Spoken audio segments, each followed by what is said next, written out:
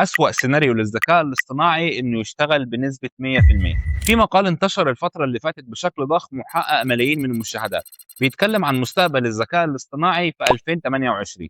بس الفكرة بتاعته غريبة شوي، وهي إن المشكلة مش إن ال AI يفشل، ولكن المشكلة إنه يشتغل بنسبة 100%. وفي السيناريو ده اللي الباحثين طرحوه، إن الذكاء الاصطناعي يبدأ يستبدل عدد ضخم من الوظائف، خصوصا الوظائف المكتبية، وده هيخلي ناس كتير تفقد شغلها، وده طبعا هيخلي الإنفاق يقل والاقتصاد يتأثر بشكل كبير.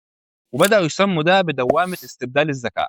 بس المفاجأة هنا إن في مقال تاني استخدم نفس الفكرة ولكنه وصل لنتيجة عكسها تماما، وهي إن ال AI هيخلي المنتجات والخدمات أرخص بكتير، وده طبعا هيزود من القوة الشرائية للناس. وكمان في ناس كتير بدل ما تفقد شغلها هتبدأ تعمل مشاريع خاصة وتحقق دخل أعلى من الأول. ده غير إن في وظائف جديدة ما كانتش موجودة هتبدأ تظهر. يعني نفس التكنولوجيا ممكن تعمل انهيار أو ازدهار. والحقيقة إن المستقبل غالبا مش هيكون لا كده ولا كده، ولكنه هيكون ما بين الاتنين. بس الفرق الحقيقي هيكون في الناس اللي فهمت ال AI بدري واتعلمت تستخدمه صح. لأن الذكاء الاصطناعي ولا هو عدوك ولا هو المنقذ، هو مجرد أداة، وأنت اللي بتتحكم تبقى معاه ولا ضده. ودلوقتي عايز أعرف رأيك، هل أنت شايف المستقبل كارثة ولا فرصة؟ وطبعا ما تنساش تعمل لايك وفولو لو عايز تعرف أكتر عن عالم الذكاء الاصطناعي.